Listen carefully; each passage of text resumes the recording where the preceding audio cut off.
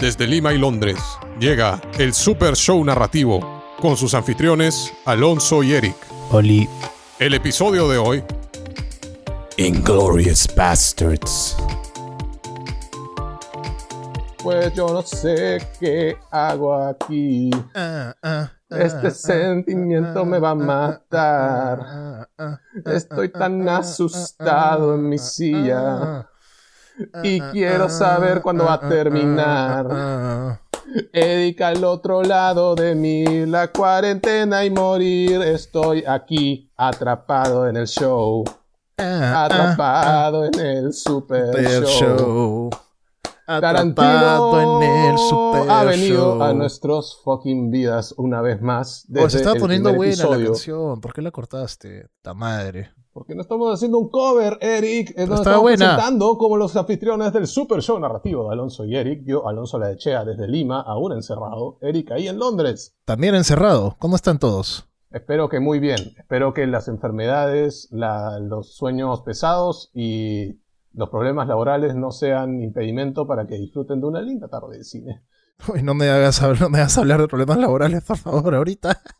En fin, sigamos con esto. ¿Cómo estás, Alonso? ¿Qué tal te ha tratado esta nueva semana de cuarentena? Bueno, ahora estoy un poco deprimido viendo que he gatillado la depresión de muchos, pero la verdad es que periodo de cuarentena ha sido periodo de varios cambios, ha sido periodo de extenso estudio, de extenso trabajo y el hecho de que se está cambiando un poco los esquemas. Hashtag New Me, weón.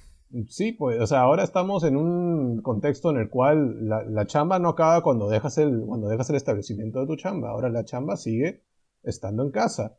Y eso a veces puede ser muy agobiante, así que muchas veces adoro el término escape cuando me refiero a películas, cuando me refiero a series, cuando me refiero a libros. Entretenimiento en general, creo yo, ¿no? Esa es la sección. Sí, eso la verdad es un tema que para nosotros, Eric, es pan de cada día y creo que también debería ser apreciado y valorado por la mayoría de la población, viendo y considerando que eso puede ayudarlos de manera psicológica.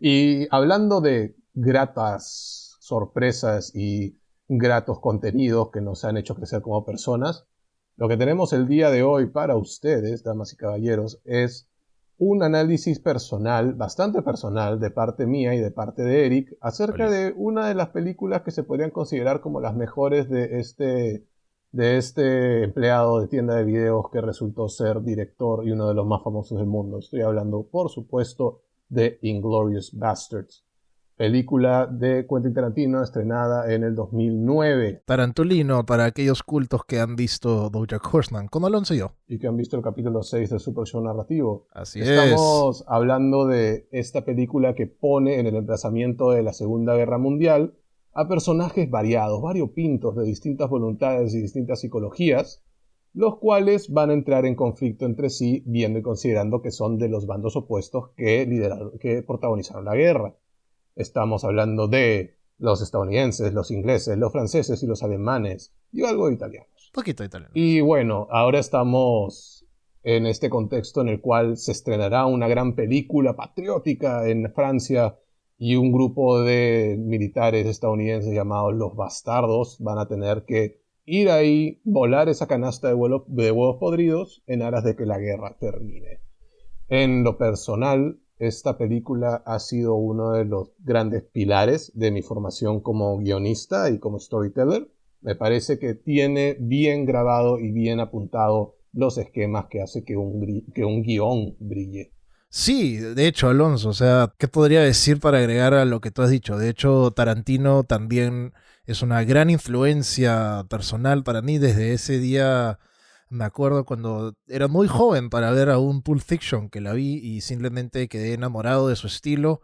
Pasé de ahí a ver a Kill Bill y luego pasé a ver su primera película que vaticinó, podría decirse, mi amor por su estilo de cine, que es Reservoir Dogs, su primer largometraje, producto de un corto que hizo en el Sundance Institute en el 91, que luego pasa a ser ya el largometraje propiamente dicho. Y bueno, acá con Quentin Tarantino, ¿qué podemos decir acerca de él? Es un pata que simplemente es una eminencia, creo yo, en la industria hoy en día. Es un pata que ya tiene muchísimos créditos como guionista, que es como empieza inicialmente, y luego pasa a dirigir varios largometrajes, entre ellos, o sea, además está de mencionar que ya todos conocen Pulp Fiction, Reservoir Dogs, Jackie Brown, Kill Bill 1 y 2, que en verdad es una sola, pero la partió en dos porque era muy larga. Sin City hizo un pequeño segmento en esa película. También dirigió Death Proof, Django Unchained, Hateful Eight, Once Upon a Time in Hollywood, que hablamos brevemente en ese primer episodio del Super Show narrativo. La nostalgia me está ganando ahorita. Y la película que hoy día venimos a hablar, Bastardos sin Gloria, Inglourious Bastards. Bueno, también apoyó un poco en From Dusk Till Dawn, esta hermosa película que juega con las expectativas. Bueno, sí, está como guionista ahí. Y bueno, no quiero seguir sin antes decir que el manejo de los elementos que arman una trama envolvente y también que construyen personajes extremadamente interesantes con personalidades claras es uno de los aspectos que aprendemos de varias escenas de esta película. Esta película, según lo que puede denotar el director, no fue fácil hacer.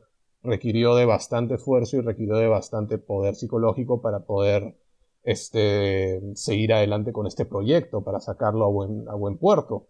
Me parece que desde muy chiquito, digamos, yo cuando era un pavo de 19 años, siempre me remontaba a estas dos escenas principales, de las cuales hablaremos más adelante, para poder manejar bien elementos como la tensión, como el diálogo, como la construcción de personajes, como el uso del contexto en la acción. Y bueno, ahora que soy un pavo de 26 años, las cosas no han cambiado mucho. Obviamente solamente eres un poquito más grande. O sea, podría ser que ahora mi perspectiva de Tarantino se haya establecido aún más a lo largo de los años, hasta tal punto que cualquier duda que podría ser salvada con un libro, la verdad es que prácticamente está tatuada en mi mente. Y en sí seguimos siempre estudiando al maestro, hasta tal punto que la verdad es que yo le permito muchas cosas a Tarantino. Por eso es que yo fui muy renuente y también fui muy reservado al momento de criticar Once Upon a Time in Hollywood, por el hecho de que hay bastantes elementos que el tipo ya lo sabe de memoria y lo sabe por antonomasia. ¿A qué me refiero? El tipo ha estudiado a los maestros más grandes del cine hasta el punto que ha querido replicar sus técnicas con su propio contenido. Estamos hablando de Jean-Luc Godard, que también dirigió Banda Aparte, que prácticamente es la inspiración principal de Tarantino en muchos sentidos, viene considerando que su primera productora se llamó así. Estamos también hablando de Alfred Hitchcock, Takashi Miike y el grande y poderoso Akira Kurosawa.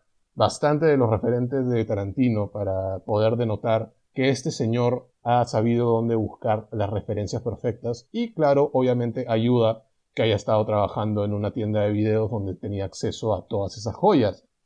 Y bueno, todas sus películas tienen cierta versatilidad al momento de contar con estos elementos, personajes que se vuelven entrañables para todos, que escapan de sus narrativas y se vuelven íconos. Sí, ¿Quién no se olvida de Jules y Vince? ¿Quién no se olvida de Beatrix Kido? ¿Quién no se olvida del coronel Hans Landa?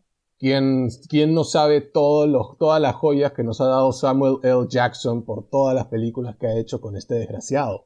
Curiosamente, uno de los colaboradores más recurrentes, ¿no?, de Tarantino. Solamente creo que no ha estado en Reservoir Dogs, si no me equivoco. Es la única en la que no ha participado. Porque en la que estamos a punto de discutir, el tipo fue el narrador en algunas ocasiones. Exacto. Entonces sí, es el que fue y dio la cara por Tarantino al momento de estrenar Django Unchained.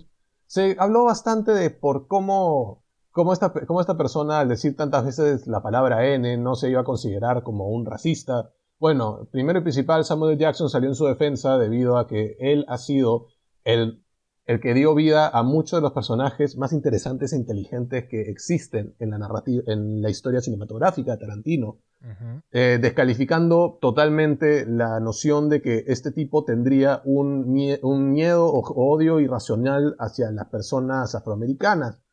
Bueno, en esta película hay algo muy interesante. Tarantino no está contando la historia de un bando que es raciado por el otro. Estamos hablando de un bando de dos grupos de blancos que se infiltran uno en el grupo del otro para poder sacarse la mierda internamente. Y bueno, entonces entramos a lo que es The Bastards. Bastardos sin Gloria, película estrenada en el 2009, que tiene un guión que para mí no sé si podría definirse como el mejor que ha hecho este director. La verdad para mí es una contienda bien reñida entre esta película y Pulp Fiction, viendo y considerando que hay bastante harina de dónde sacar de este saco. Y cuántas cosas aprenden. Sí, de todas maneras. Y de hecho, como yo había mencionado la semana pasada, personalmente para mí, luego de verla de nuevo, yo sí puedo decir firmemente, esta me parece que es la mejor película de Tarantino en todo aspecto. Es mejor que Pulp Fiction, en mi opinión. Pulp Fiction sé que es la que todo el mundo dice que es una de las mejores películas de toda la historia. No voy a decir que Pulp Fiction es mala, muy por lo contrario. Pulp Fiction me parece buenísima como película. Pero, ¿qué pasa? Yo creo que en Inglourious Basterds lo que tenemos es no solamente de repente una narrativa un poco más compacta en el sentido de que no siento que nada podría cortarse, salvo de repente un par de segmentos, pero no hay una narrativa total, ¿no? Que podríamos sacar de la historia y no cambie nada la película. En el caso de Pulp Fiction, de repente tranquilamente podríamos quitar toda la narrativa con Tim Roth y Honey Bunny, que no olvido el nombre de la flaca. Y sí, no le damos el cierre de repente al personaje de Jules, pero igual el resto de la película es de puta madre. No es necesario, por así decirlo. En cambio, en Bastardos sin Gloria yo creo que es una de esas películas donde cada pieza que usa Tarantino en el guión y posteriormente en la grabación y luego en la edición es tan meticuloso y tan perfecto que yo no creo que es posible ver algo, o sea, tan negativo en esta película. Tienes cosas alucinantes, tienes manejo de tensión muy bacán, que vamos a hablar en un ratito. Tienes unas actuaciones de la concha su madre, en especial de Christoph Waltz, que termina ganando el Oscar por su papel en esta película como el terrible y horrible personaje. Horrible en el sentido de que es un ser Bastante humano simpático. asqueroso. Sí, es simpático, pero es un ser humano asqueroso, que es Hans Landa. Sí, como Y no mucha solamente gente en la él, historia del tienes cine. toda la contienda de estrellas en la película. Tenemos a Brad Pitt, a Diane Kruger, a Melanie Laurent, Michael Fassbender en el papel creo que más corto de su carrera, Daniel Brühl, entre muchos otros. Yo puedo hablar horas de esta película, pero por fines de tiempo en el podcast vamos a tratar de mantenerlo por 1 hora nomás. Así Ahora voy a que sí. pecar de desviarme de tu hilo lógico para decirte, no sé cuántos detractores vas a tener después de haber dicho que la cena con Honey Bunny se puede sacar de Pulp Fiction, man. Que No, vengan a porque mí. la verdad. Que vengan a Sí, mí. que vayan a ti con todo el derecho del mundo, ¿ah? Que Porque vengan yo a pienso mí. que estás vitalmente equivocado. Pero bueno, Que vengan a en mí. fin, Acá los sí, espero. ábrete de brazo, ábrete de Acá brazo. Estoy estoy. abriendo una hermosa Acá cerveza para estoy. hablar de una de las películas que más ha influenciado en mí. Bueno, Tarantino es un señor que para nosotros vino de manera totalmente orgánica por el hecho de que está en boca de todos. Y yo creo que esta película fue la que salió cuando nosotros estábamos en tercero de media, en secundaria. Y fue ahí donde prácticamente rebotó en nuestra cabeza Sí, este 2009 es director. tercero de secundaria para nosotros. Sí, pues ahí ya estamos un poco más grandecitos. Éramos unos pumas. Sí, y no teníamos barba y nuestros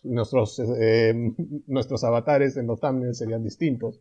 Totalmente. Y bueno, cuando entramos a la universidad, ¿te acuerdas que habían estos 4 pilares que se supone que todo cachimbo de comunicaciones debería haber visto? Tipo Pulp Fiction, Trainspotting, The No me recuerdes Breakfast esas Club. épocas, por favor.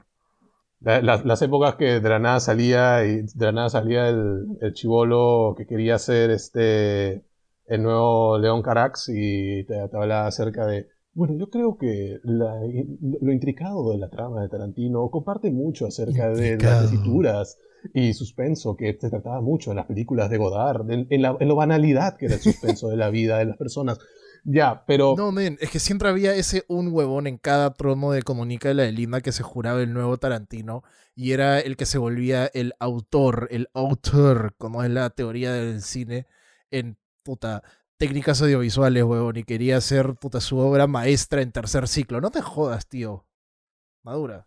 es que también, claro, o sea, el mundo del cine es tan fascinante y también guarda con bastantes teorías que uno se arma todo este estilo aspiracional de querer llegar a hacer eso, de querer llegar a ser tipo, yo ahora que he visto Toro Salvaje quiero hacer una edición a lo Toro Salvaje. Sí. Y bueno, ¿qué se diferencia a Inglourious Basterds de de todos estos pilares del cine? Me parece que Inglourious Basterds es una de esas películas que tiene todo un bagaje de análisis, de libros, de perspectivas y de todo tipo de enseñanzas que nos pueden traer de los personajes y las escenas. Bueno, Ujú.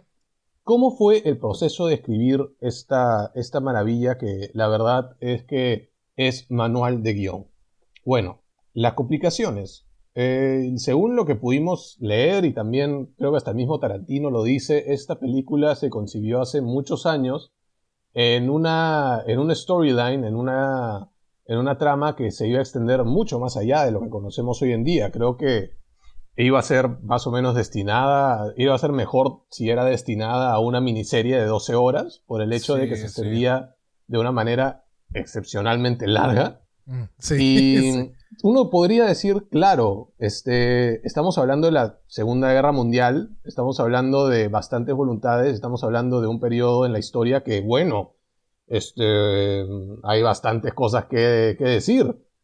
Pero volviendo al tema que tal vez se nos lo tuvimos como punto principal en la semana pasada, en este tipo de historias corales, el momento de escoger las tramas, al momento de escoger las tramas, hay muchas consideraciones que no se tomaron en Contagion, pero se están tomando excepcionalmente aquí. Ujú. El hecho de que Totalmente. estamos con una trama en la que hay una acción dramática clara, tenemos a todo nuestro elenco de protagonistas yendo hacia un mismo objetivo que es destruir a los nazis. Por razones personales, por razones pragmáticas, por razones de principios.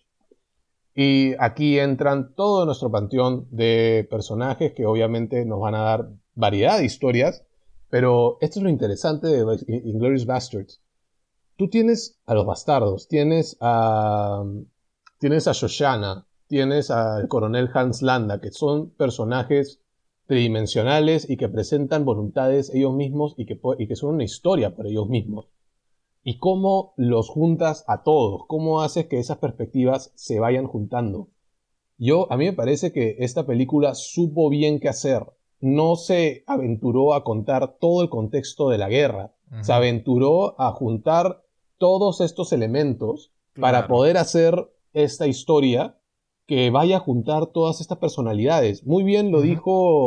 lo dijo Tarantino, ¿no? Es como que tú puedes ver esta película a través de la lupa de la fantasía, a través de la lupa de la ilusión, por el hecho de que juega con el elemento de la ucronía. Estamos contando una historia que está reorganizando los eventos, una historia que jamás pasó, pero que da la casualidad de que de que este elenco de personajes, si es que hubiera existido, seguramente esto hubiera pasado. Seguramente. Pero es el ejercicio interesante de Tarantino. Sí, de hecho sí, esa es una de las cosas que uno vuelve esta historia bastante interesante porque no solamente estamos contando una ficción dentro de un contexto muy real que fue la Segunda Guerra Mundial y que todos conocemos, Ujú.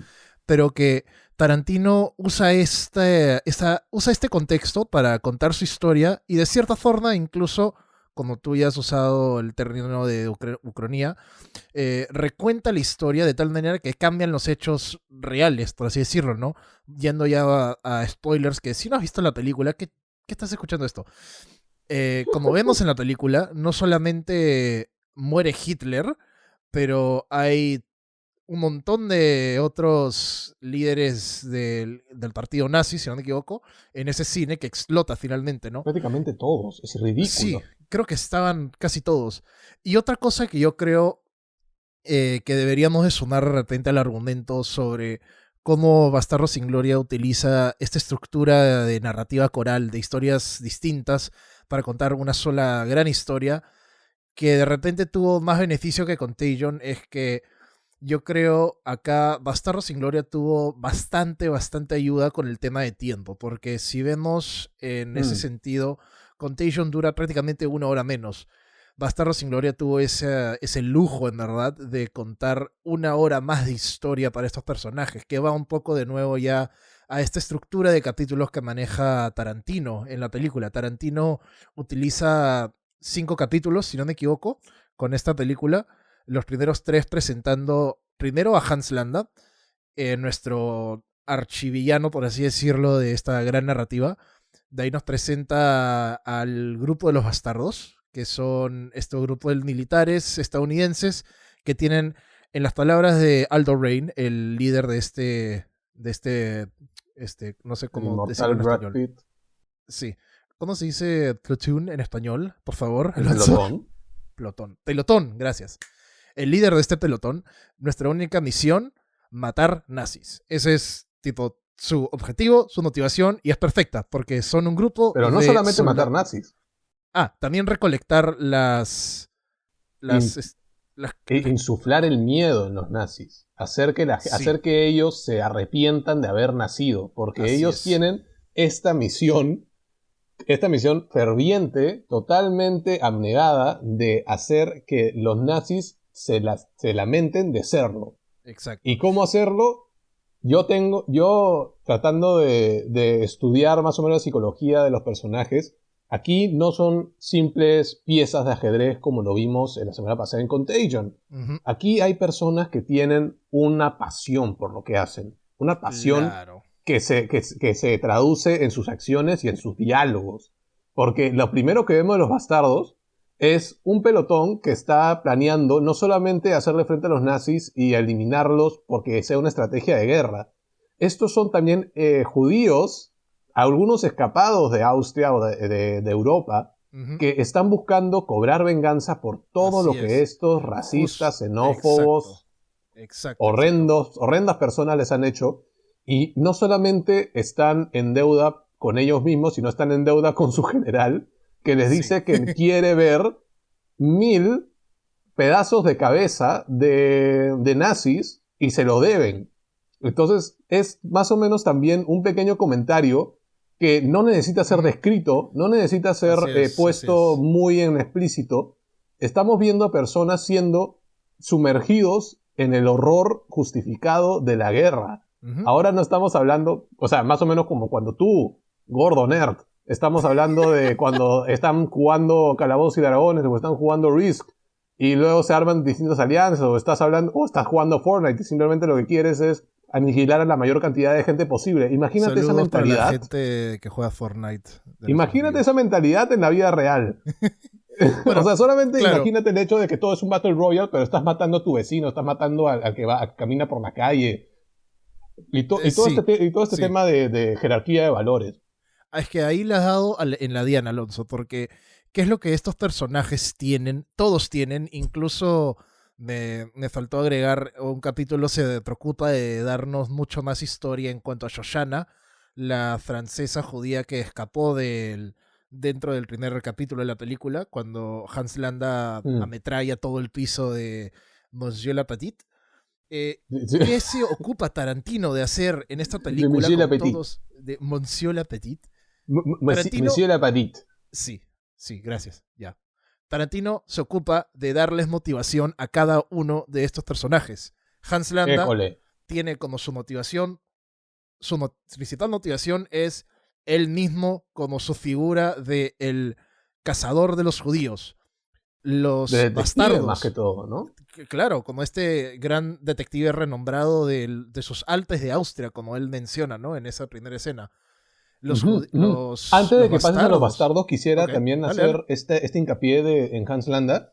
Uh-huh. Y obviamente, mis estimados escuchas, este show no tiene ningún reparo en dar spoilers, porque vuelvo y repito, quiero que esto se quede como la espina dorsal y también como el aprendizaje que te vas a llevar de esto. Estamos analizando guiones. Estamos analizando tramas y para analizar las tramas tenemos que decir qué pasan en ellas. Ok, listo, sigo. Estamos hablando del final. Cuando ya cuando ya ha pasado la gran explosión o minutos previos a la gran explosión, Hans Landa decide rendirse voluntariamente y armar una estrategia para poder escapar ileso de la guerra. Claro, Que no voluntariamente dejen entre comillas, ¿no? El pata es un voluntariamente, el crack. tipo, Es un el tipo genio, se el huevón. entrega. El huevón es un Sí, genio. el tipo es un gran detective y obviamente Sí. lo que el huevón quiere es salir ileso de todo. Él quiere seguir viviendo, él quiere tener la plenitud de la vida. Entonces, cuando se da cuenta que hay todo un estratagema que gira en torno a tirar abajo a Alemania nazi, se da cuenta de que si es que no acaba la guerra en ese entonces, pucha, acabará la guerra meses después. Y en efecto, si estamos hablando de la historia mundial, la guerra acababa un año después, la guerra acababa unos cuantos meses después. En Entonces el noviembre del tipo, 45, creo. No me acuerdo. Pero no importa.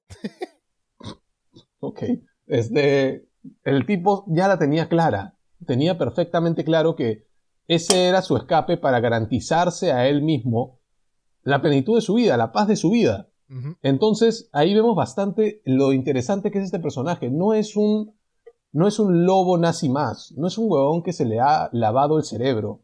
Es un pata que solamente busca únicamente su bienestar. Y si tiene que vivir en la Alemania nazi, puta madre, va a ser el mejor oficial de los nazis por todos los privilegios que eso les trae. Y si los nazis van a caer, puta, les va a dar a los nazis en bandeja de plata a los estadounidenses y va a pedir ciudadanía y va a pedir una casa en la isla y va a pedir todos los lujos después de eso. Entonces, el personaje de Hans Landa no es un personaje que puede ser simplemente categorizado como era un coronel nazi. El tipo era la genialidad hecha humana que bueno, al finalizar la película nos damos cuenta de cierto discurso que trata Tarantino mucho acá, que era que a veces las pasiones le ganan a la inteligencia. Pero Eric, por favor, no quiero interrumpir tu hilo. Sigue hablando de los bastardos. No te preocupes. Ya ni me acuerdo de qué estabas hablando porque me perdí con tu descripción de Landa. Jiji. ¿Me recuerdas? No, en serio no he olvidado. Dude, The Bastards. Habla de ¿Qué The cosa? Bastards. Habla de los bastardos. Ya. Verdad, estábamos hablando de motivaciones. Los bastardos. O sea, estamos dentro del contexto que ya se estableció, es la Segunda Guerra Mundial, y tenemos a este pelotón de soldados que todos son judíos. ¿Y qué más motivación va a necesitar un soldado judío para ir a pelear contra los nazis que están aniquilando literalmente a la gente de su religión? Y creo que más importante, o en mi opinión, uno de los mejores personajes, creo que el segundo mejor de esta película detrás de Hans Landa, es el personaje de Shoshana, de Melanie Laurent. Tenemos a un personaje que tiene como motivación principal, que se ve después, que se entera de que tiene la... No me acuerdo si se le... No sé si decirle misión, ¿no? Pero le dan ella maneja un cine que va a tener un showing de una película de propaganda nazi. Entonces, dentro de toda su maquinaria de plan es tomar venganza por su familia, quemando el cine mientras todos estos líderes del partido están viendo esta gran obra llamada Nation's Pride, ¿no? Sobre Frederick Soler. Oye, tengo que también decir, hay momentos en la película que me daba cierto miedo, cierta tensión y también cierta extrañeza de que esta mujer, yo creo que toda su vida ha tenido que jugar bajo las reglas de los nazis, porque desde muy niña los nazis han estado ocupando Francia, o desde que tenía 18 años y ahora creo que pasaron, 3 años después. Sí. En el que debió haber jugado por sus reglas, ya no tiene a su tío, ya no tiene a su tía, que eran los dueños del cine, que se le heredaron. Y cuando la vemos tratando con Soler, con Frederick Soler, que le da vida, Daniel Brühl, Daniel Brühl, sí. estamos viendo a esta chica que simplemente se caga en el nazi. Es un oficial nazi que está tratando de intimar con ella, está tratando de ser su amiga, pero la señorita se pone está firme en sus principios. está buscando más que ser su amiga, obviamente. O sea, No, obvio, o sea, está intimando con ella, quiere intimar está con ella. Está buscando meterse en la cama con ella. He wants to put his pee in her JJ. Entonces, aquí este señor se presenta como uno de los altos rangos del ejército nazi. Esta huevona simplemente le da la espalda. O sea, acá juega bastante el hecho de las expectativas, ¿no? Tú te esperarías que una persona que está en Alemania nazi esté totalmente avasallada por ellos, que tenga que temer por su vida para que al final no vaya a la horca o no vaya al fusilamiento. Pero esta persona le dice de frente que no quiere ser o no quiere relacionarse con él por el hecho de que el tipo es un nazi. Es sorprendente el hecho de que este personaje lleve sus convicciones hasta tal punto. Bueno, hasta que aparecen hasta que aparece Goebbels y aparecen otros oficiales nazi que no son tan amables con ella y bueno, la obligan a hacer bastantes cosas, como ir con ellos a un pequeño lonche y luego tener la película de Soler en su cine. Que pero no olvidemos, te muestra bastante. En ese lonche, tío. ¿Qué pasó? Es cuando el personaje de Shoshana. Exacto. Que Shoshana ve después de tantos años a. Bueno, no te me adelantes, papito, no te me adelantes. Es que ya lo mencionaste, te lo tengo que decir. Esa escena es dilo, adelántate. Eso es todo. Porque, la escena del lonche, o sea, es justamente robando un poco de Lessons from the Screenplay, un canal que Alonso y yo nos gusta bastante sobre análisis religiosamente. Donde tienen un capítulo en especial de Bastardos sin Gloria que recomendamos a los que estén escuchando vayan a verlo. Justamente menciona cómo Tarantino es capaz de meterle tensión hasta simplemente un diálogo sobre un postre, literalmente. La escena del strudel justamente es magnífica. Continúa, muestra bastante, Eric, el poder que tiene la narrativa. El hecho de que podamos haber tenido toda esta información dada de una manera que cumple dos funciones, nos entrega personajes interesantes, construye sus psicologías, construye el contexto y construye la relación entre dichos personajes. Sí. Porque si vemos a dos personas comiendo un strudel, es simplemente dos personas comiendo un strudel hablando de no sé qué, de la película que va a pasar en el cine Shoshana. Pero si vemos a una persona indefensa comiendo strudel al lado de la persona que es responsable del asesinato de su familia, nos da un contexto totalmente distinto. Y es lo que estamos tratando de decirles. Pero no solo es su familia, sino también es, ella sabe, el pata encargado de encontrar a más personas como ella estuvo en ese momento y matar a esas personas también. No, claro, pero el hecho es que la convicción de Shoshana creo que se tensó. Yo creo que se volvió en la misión de su vida porque este tipo le arrebató todo en la vida. Sí. O sea, claro, ese es el tema. O sea, por algo, al final de la escena, ella tiene que esperar a que el coronel Landa deje la habitación para ella dar un suspiro de horror y perder toda la tranquilidad. Sí, que es también un momento espectacular de actuación de parte de Melanie ahí, porque yo realmente me creí que justamente, no el personaje, pero ella no podía aguantar más la ansiedad y la tensión y tenía que soltar ese suspiro y luego quebrarse y empezar a casi llorar. Magnífico. Exacto, o sea, no puedo decir más. Mira, entonces, Eric, tenemos el contexto. Ya no es la pandemia de la semana pasada, ahora es la Segunda Guerra Mundial.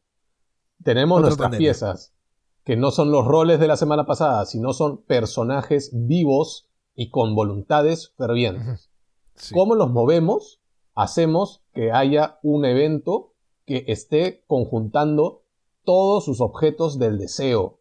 Tenemos al coronel Hans Landa encargado de salvaguarda de la voluntad de Hitler y del partido nazi, que va a entrar en total conflicto y contraposición con el plan de los bastardos que lo más que todo buscan asesinar nazis de manera brutal y acabar la guerra. Y luego va a entrar también en contraposición el cuero cabelludo. No olvidemos de eso. Importante mencionarlo. Dios mío, lo dije hace poco. No lo dijiste. Hace poco. Sí el cuero cabelludo no. que tienen que darle pedazos de cabeza, así lo dije. Pero no dijiste cuero cabelludo. Bueno, Eric, cuero cabelludo. Entonces despedimos con Ahora yo sé hablar español, no jodas. La que ahora se llama Emmanuel Mimieux, que es originalmente la huevona Shoshana Dreyfus. Entonces, esta persona va a albergar a prácticamente todo el fucking comité de nazis, teniendo a Hitler, a Goebbels y al resto de los oficiales en un solo cine que alberga un poco más de 300 personas. Todos puestos ahí, todos los huevos podridos en una canasta, como dijo bien Mike Myers en su rol como en esta película. Ya. Van a estar todos reunidos ahí. Terminando tu punto, sí quisiera retornar eso de Mike Myers un segundito. Pero no he terminado mi punto. Por eso, cuando termines tu punto. Estamos hablando, mira, el tema acá con todos los personajes y sus voluntades es el hecho de que tienes aquí el objetivo de todos. Landa quiere asesinar y quiere erradicar a la amenaza nazi. Y la amenaza nazi quiere erradicar a Hitler y al resto de su directorio. Entonces, teniendo todo esto ahí conjunto en una situación que, bueno, tan un poco inverosímil que pueda ser, el hecho es que es posible y es interesante y es también explicado con mucho detalle el hecho de que tengan que asistir todos a esa premiere, porque es la de uno de los soldados más condecorados y una de las piezas clave de la Segunda Guerra Mundial por haber asesinado más de 300 soldados. Entonces, ante este orgullo patriótico, tú te podrías creer que todos los líderes de la Alemania nazi estarían yendo a esta premiere de proporciones bíblicas. Y porque van a ir todos, las piezas se van a mover a un mismo punto. Esto es brillante. El hecho de que tengas tantos personajes en un contexto tan variado y lo hayas condensado todo a una trama, la cual va a aglomerar todos los deseos de los personajes que nos han presentado, así armas una película. Es por eso que nos estamos babeando al momento de hablar de Inglourious Basterds. Por el hecho de que ha logrado dar con la trama coral por excelencia, per excellence.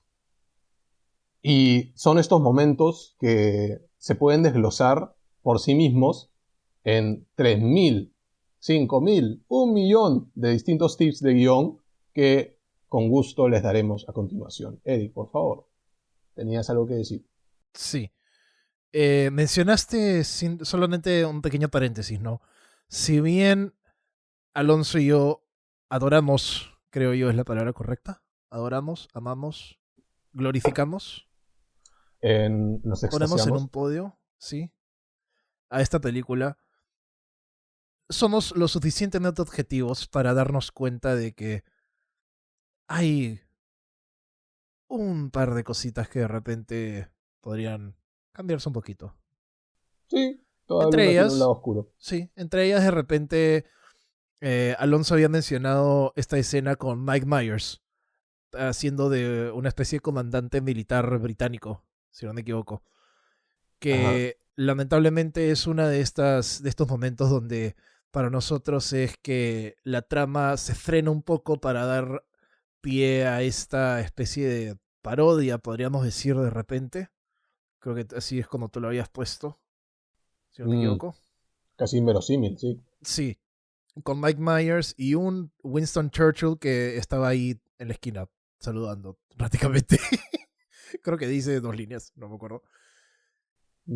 Y otra de repente que a algunos les molesta, a mí no tanto, pero sí me parece necesario incluirla, ¿no? Es cuando tenemos esta escena post tiroteo en la taberna, donde es una escena que vamos a hablar ahora en un rato, ¿no? Pero sí quisiera mencionar al toque el post de esa escena, cuando tenemos al personaje de...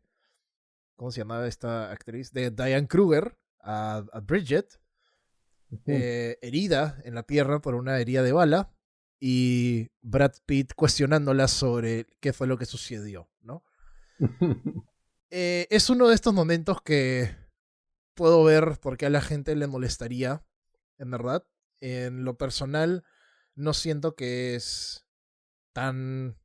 O sea, no siento que molesta tanto, de repente sí Sí, distona un poco de repente, ¿no? Porque sí es igual que la escena de Mike Myers. Creo que te frena un poco la trama porque no te ayuda a avanzarla mucho. Es simplemente ella sí. explicando por qué es que el personaje de Michael Fassbender la cagó. Que en vez de decir 3 de la forma alemana, dijo 3 de la forma británica. Y lo estoy haciendo con mi mano ahorita y me estoy dando cuenta que nadie me puede ver porque esto es un podcast. Genial, Eric. Genial. Por favor, ya tenemos prácticamente una secuencia de animación para la sección de bloopers. Ahí estás. Este, Esa es tu bueno, chamba. mira, sí, porque yo soy un animador estrella. Mira, esta película, si bien da atisbos de ser brillante en varios sentidos, también peca de muchas cosas muchas muletillas que lamentablemente cuando eres un escritor, las ves como lo fundamental, porque si tú quieres que el público se crea o se sumerja en tu historia, entender también el plan de los personajes también es a veces un tema bastante fundamental, y lo digo con mucha lástima por el hecho de que es esto lo que nos trae a este tipo de escenas, ¿no? En el que Ujú. es cierta exposición, hay exposición de información que ya es clara, Sí. en el que, Se nos mira, mostró, no nos tienes que decir exactamente. o sea, sí, bueno, sí, también, ¿no? Porque muy bien podrías tratar de hacer una escena interesante con la exposición, porque adelantándome un poco a los hechos, en la escena inicial de la película se expone bastantes cosas, pero con doble propósito. Ujú. Porque el personaje tiene una misión, y a través de llevar a cabo esa misión, utiliza la exposición como herramienta, lo cual, nuevamente, es algo que todo aspirante a guionista, toda persona que se interese en narrativa, en cómo darle vida a un personaje, debería aprender con lapicero y hoja, por el hecho de que es una herramienta bastante difícil de ejecutar en tu propia idea. Pero mira, en la escena de Mike Myers, en la escena en el veterinario con Bridget, Ujú. mira, hay bastantes cosas que necesitan para hacer avanzar la trama, y lamentablemente Tarantino tuvo que hacer eso, ¿no? Por el hecho de que si quieres escribir temas literarios, si quieres escribir en formato literario, obviamente ahí puedes apachurrar este bodoque de exposición para poder aterrizar al público y entender en dónde Totalmente. están, ¿no? Sí. Pero Ahora, en cuestiones cinematográficas funciona de una manera que tal vez el aspecto visual no, o el ritmo de la película no va a apreciar, ¿no? ujú, ujú. Ahora, yo también creo que aquí es un poco culpa de Tarantino en el sentido de que a él le gusta meter estas escenitas cague de risa, como es la escena de Mike Myers, ¿no? Que yo estoy seguro él cuando escribió en su primer borrador esa escena se estaba cagando de risa pensando en quién chucha podría ser este comandante súper excéntrico y se le vino a la cabeza a Mike Myers y El huevón prácticamente tenía una vara señalizadora para explicar el sí, plan. sí. O sea, esa escena, ese tipo de escena bien Tarantino en el sentido de que es súper excéntrica, es súper quirky, mañas. Entonces yo me imagino que el huevón se cerró con que esta escena tenía que estar y puta, en verdad, es Tarantino. Nadie le puede decir que no, la verdad. Acá yo creo que Yo no fue le diría él que no. pecando de sobre complacerse a sí mismo de repente. Pero bueno, ahí también hago alusión a que el huevón es bastante lo que habíamos dicho hace poco con estas escenas de exposición en Knives Out, cuando lo dimos también Ujú, a la escena de Psycho y Hitchcock no estando de acuerdo con las escenas de exposición. A ujú, mí me sí, parece que claro, ¿no? Hay bastantes aspectos en la producción y también en cómo esta película iba a ser recibida que lamentablemente mueven la mano del director en contra de su voluntad. probablemente, Porque sí. sí, por el hecho de que lo que te acabo de decir, que son en formato literario y luego en formato cinematográfico, Tarantino está muy consciente de eso. El tema es que Hoyo quiso hacerlo de la manera más Cague de risa satírica y posible. paródica Sí, posible sí. para que esta escena no sea recibida con tanta negatividad como normalmente hubiera sido recibida, ¿no? Pero bueno, en sí frena la película, no voy a decir que no, de nuevo, esta película no es perfecta. Nos parece que tiene enseñanzas esenciales, partes que la verdad podrían ser películas por sí mismas. Pero en sí, como un todo, ese largometraje tiene sus peajes, tiene que pagar su cuota. Ujú. Pero bueno, eso no quita el hecho de que tenga discursos tan interesantes, ¿no? Como el aspecto oportunista de la guerra en la forma de Hans Landa, el aspecto del animal que un ser humano tiene que adoptar si es que quiere sobrevivir en el contexto adverso de la guerra. Así es. Los Claro, límites que puede llegar el humano luego cuando deja la dignidad, ¿no? cuando Aldo Rain se presenta con una persona con una cicatriz en el cuello, donde normalmente si es que te cortan ahí fue tu vida, el tema es que este señor no tiene ningún tipo de empatía por las personas que están al otro lado del frente de batalla y se representa a sí mismo como el carnicero de los nazis, hasta tal punto que ordena a uno de sus El de sus cazador de soldados, judíos. Sí. el destripador de nazis lo llamaría Aldo Rain, porque comienza a aglomerar a su equipo de tal manera que escoge también a un no judío que es un desertor del partido nazi que se dedicaba a asesinar funcionarios. Estamos hablando del pelotón de Aldo Rain, chucha, me voy. Claro, Estamos hablando claro.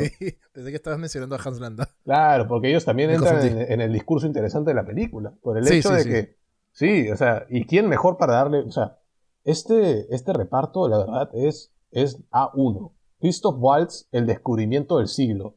Brad Pitt, volviéndose el Jack el Destripador de la Segunda Guerra Mundial Sí. de manera excelente. No le importa que al final de la película el acuerdo no se respete con Hans Landa. El huevón simplemente quiere tener ese placer que le da darle el símbolo de nazi en la frente a este bastardo. Mm, El hecho de que Shoshana tenga esta convicción hasta tal punto que se niegue a ser complaciente, a ser concesiva con los nazis, y que al final ella misma, creo que su plan era ese al final, era misma sacrificarse para ver a todos arder.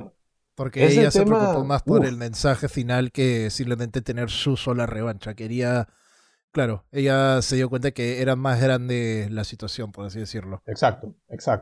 Curioso que Eso es. mencionaste, sí, de todas maneras. Curioso que mencionaste algo ahí sobre Christoph Waltz como el descubrimiento del siglo y es completamente verdad. Si vemos un poco, ya yéndonos en una tangente sobre Christoph, que de verdad después de esta película se ha vuelto uno de mis actores favoritos. Hay un claro antes y después de Bastardos sin Gloria. Antes de Bastardos sin Gloria, Christoph Waltz era un actor bien de perfil bajo, por así decirlo, que estaba principalmente en series de televisión y películas pequeñas en Alemania y, bueno, en Europa también, ¿no? Pero luego de que sale en Bastardos sin Gloria es que ¿cómo decirlo? Su stock como estrella se dispara por los cielos de una manera alucinante. Luego de esta película es que todo el mundo lo ha querido hasta que, bueno, salió en la película de James Bond, que es una mierda. Pero bueno, esa no cuenta. Bueno, sí, o sea, si es que, o sea, Christoph Waltz es una No fue su persona que la culpa. verdad Tenía un guión de mierda en esa película. sí, o sea, sí. El tema acá es que Tarantino le da bastante material con el cual trabajar. Y si estamos hablando de un psicópata políglota que puede hablarte en todos los idiomas europeos habidos y por Y haber. es carismático, eso es lo mejor de todo. Es un hijo de puta, pero te Mira, cae súper cuando bien. aparece Christoph Waltz, lo que me estoy imaginando bastante son escenas como cuando conocemos a Norman Bates en Psycho, cuando vemos a Hannibal Lecter en el Silencio de los Sí. Inocentes, Cuando cuando vemos aparece Anton a... Chigurh en No Country for Old Men. No me tienes que hablar de Anton Chigurh, por favor. Esa es otra pela que sí deberíamos de hablar algún día. Otra joya. Cuando aparece Trimagasi en el hoyo, o sea, Ah. haciendo recuento un poco a un capítulo anterior, o sea, ¿qué tienen en común todos estos personajes? Bueno, de repente no tanto Anton Chigurh. Anton Chigurh es simplemente, terror personificado. Pero todos estos otros personajes, el Hannibal Lecter, Hans Landa, Trimagasi hasta cierto punto, ¿no? Como lo habíamos mencionado. Todos estos personajes, si bien son personas que o sea, no están correctas a nivel dental, son personas súper carismáticas, son personajes de que te caen bien por su forma de ser. Y yo Así creo es. que acá definitivamente, como ya hemos dicho, Hans Landa no es la excepción al caso. Es un pata que es súper leído, es súper bien leído, es políglota, es también un psicópata de primera, pero no solamente también es súper metódico, sino que también es bastante carismático en su forma de ser y en su forma de hablar y en su forma de actuar, ¿no? Que ya ahora sí creo que es momento de hablar de nuestras escenas favoritas de la película, Alonso, Y yo, si no sí, crees. mira, yo justo aludiendo a lo que dices, ¿no? Es carismático, es inteligente, te, tú quieres ser ese huevón por el hecho de lo mucho que se sabe manejar en las interacciones, por lo mucho que sabe Exacto. obtener lo que él tiene, ¿no? No sé Y si eso quiero se ser ese ve, huevón exactamente, pero sí quisiera tener esa inteligencia. Ah, eso. O claro. sea, tú quieres tener esa, o sea, volvemos a lo de siempre, ¿no? Tal vez no tienes que simpatizar con él, pero empatizas con él. Ujú. Tú tienes Sí, ya esta idea de lo que yo quiero tener sus herramientas. Y son las exacto. herramientas que le dieron vida a lo que yo me atrevería a decir que es la mejor escena de la película. Y es la primera. Por el hecho de que esta escena podría ser un corto por sí misma. No está adherida Sí, directamente sí. a la narrativa Bueno, principal de la pela, pero bueno. lo que está haciendo es el objetivo que le confirió Tarantino. Está presentando al personaje que va a ser una de las piezas claves en el futuro. Ujú. Entonces, ¿de qué estamos hablando? Es este general de la SS, del partido nazi, que lleva a esta granja, esta granja bovina de estos granjeros franceses, Monsieur Lapedit, La el Petite. cual, el cual se es interrogado para poder dar con el hecho de si sabe algo de una familia de judíos que aún no se ha rastreado, los Dreyfus. En toda esta escena tenemos la presentación del personaje, sus pequeños manerismos, cómo le toca las manos a las hijas, cómo Oh, sí. él mismo habla de su familia sin ningún tapujo en la boca, Ujú. y luego dándole invitación a Michel Apadit que se puede sentar en su casa, que puede fumar su pipa, pero todo en el juego de jerarquías en el que él tiene un pelotón afuera de la casa que está dispuesto a matar a esa familia si él lo desea. Así Y es, también así tenemos es. a este granjero que... Y ahora quiero darles este pequeño extracto que es uno de los mejores, es una de las mejores lecciones que un guionista podría aprender y viene de la boca del legendario Alfred Hitchcock. Imagínate que tienes a dos Ya, no hagamos la amigos actuación, por favor. hablando monótonamente de algo sobre la mesa, que Como hablen en de este podcast. béisbol. Entonces, la película y el juego de imágenes te Ay, hacen ver, te Dios. informan que hay Alonso. una bomba debajo de la mesa. Concha tu madre. Entonces, esta tensión de pensar que todo iba bien y no era así, pasa al suspenso de que la bomba explotará en cualquier momento. ¿Y qué hacen hablando de béisbol? Hay una bomba ahí. ¿Y qué hace esta película? ¿Qué hace esta escena? Nos da toda esta exposición de estamos buscando judíos que están en la fuga, para luego darnos cuenta que esos judíos están debajo de las tablas del piso de la casa de este granjero. Entonces después Están literalmente abajo de la nariz del Hans Landa. nos damos Literalmente. cuenta que Hans Landa es una persona extremadamente metódica que una vez habiendo recolectado la información que quería de Monsieur Lapadit, tratando de, tratando de calmar. Esto es lo maligno, lo malicioso del pensamiento de este personaje. Calma primero pensando de que, haciéndolo pensar que ya engañó al oficial de la SS, Ujú. para luego comenzar a dar lo que yo ya me referí como la exposición con doble propósito. Sí. Porque no solamente le dice que le diga cuáles son los rumores en base a la familia. No solamente le dice eso, sino que le pide que le diga cuál es la fama que se ha ganado Hans Landa Ujú. en Francia. Sí, y eso juega un poco de doble juego. No, lo estoy diciendo mal. Doble Ya. propósito. Sí, cumple doble propósito. Porque no solamente es una forma de comunicarnos a nosotros, espectadores, cuál es la verdadera fama de Hans Landa, así que Ah, Hans Landa diga, oye, por si acaso, yo soy así.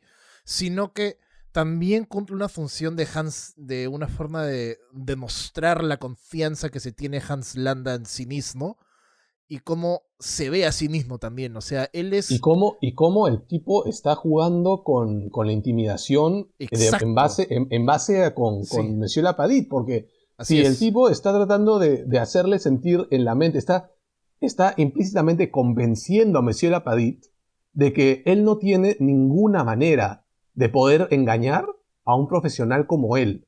Ujú, Y todo esto se va aumentando en tensión y tensión y tensión, hasta que obviamente vemos que la bomba está debajo de la mesa. Tenemos a la familia de judíos que ujú, están sí. debajo de la mesa y que son el objetivo de un sanguinario asesino. Y nosotros Ujú. no queremos, me imagino que no quieren ver a una familia siendo obliterada por metralletas, me imagino O que sea, no. claro, a menos que Entonces, seas nazi, obviamente. O sea, en ese caso, entonces tienes no, esta no sé qué relación estás escuchando esto.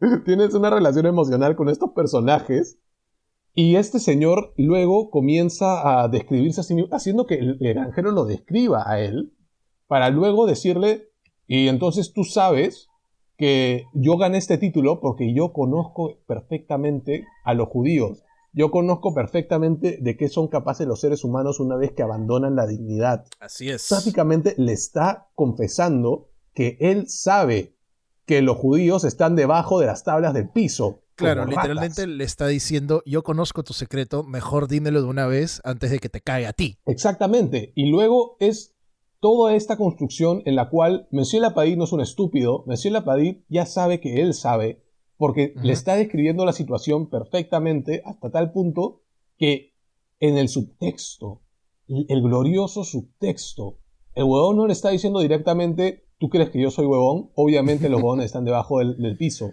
Le sí. está dando esta construcción en diálogo que expone quién es, expone el contexto, expone su motivación, la motivación del granjero, la coyuntura en la que están, el costo de la acción de ambos.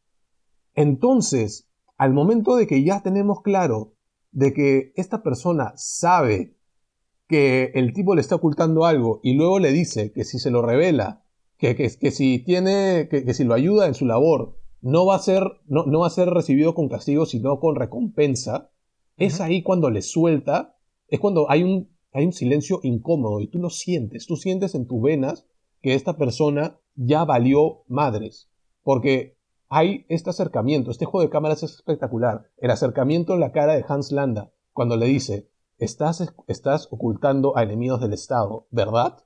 Sí. Y Monsieur Lapedit simplemente se desmorona, el ser humano se desmorona, Ujú. su espíritu se quiebra.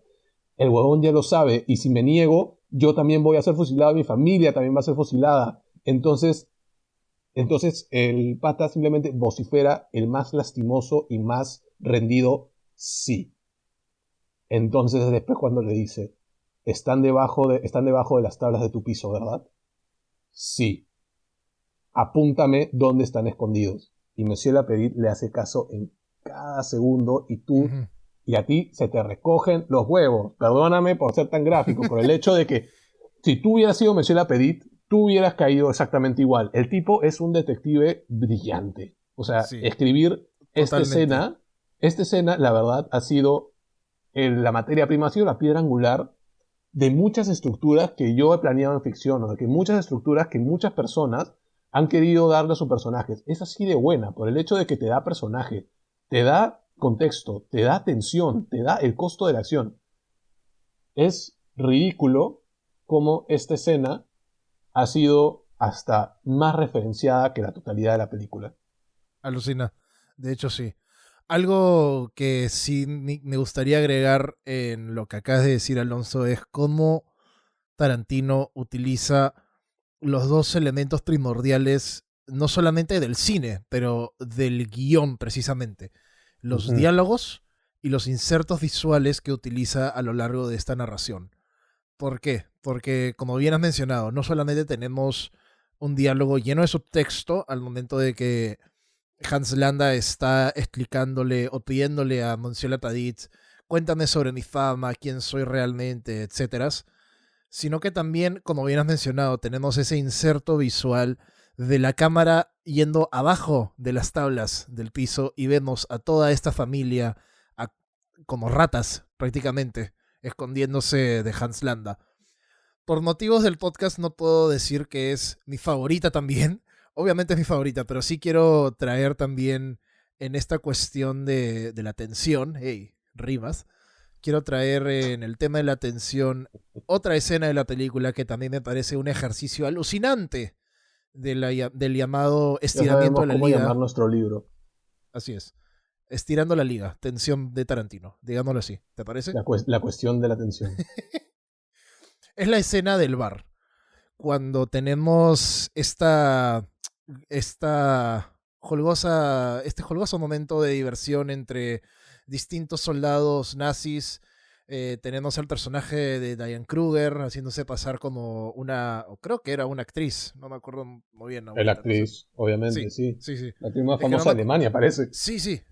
No me acordaba si en la escena estaba haciéndose pasar de actriz o otra cosa. En fin, es la escena posterior a la presentación de esta misión de parte de Mike Myers al personaje de Michael Fassbender, militar llamado Archie Hickox, el nombre más estereotípico de Las la aventuras Bretaña de Archie en esa Hickox época. y de infiltraciones nazi. Parece un nombre cómic, sí. Es este momento en el que están todos estos soldados teniendo un momento bien divertido porque uno de ellos acaba de tener un hijo. Entonces, poco a poco Tarantino nos va poniendo un poquito de cositas en la escena. Tenemos estos personajes que están en su momento libre de su... Carajo, de cuando están en la guerra, no me acuerdo cómo se dice.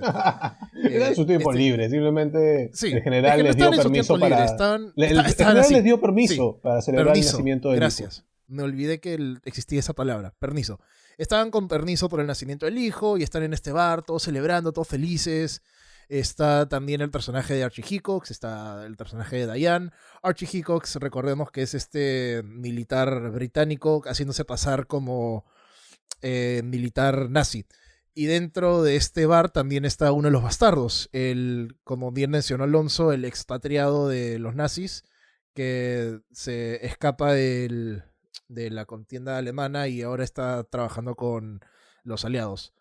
Y en esta escena tenemos también a un gran momento de tensión en el momento de que aparece este nuevo comandante nazi en el bar que se decide unir al juego y el momento preciso cuando todo cambia es, como cuando mencioné antes, que Michael Fassbender pide 3 shots de whisky en vez de 3.